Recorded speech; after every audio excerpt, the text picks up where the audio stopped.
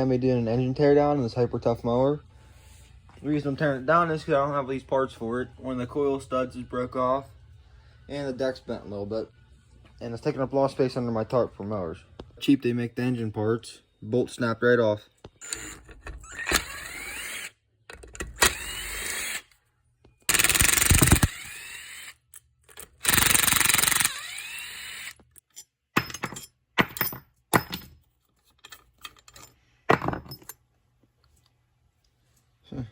Doesn't look bad.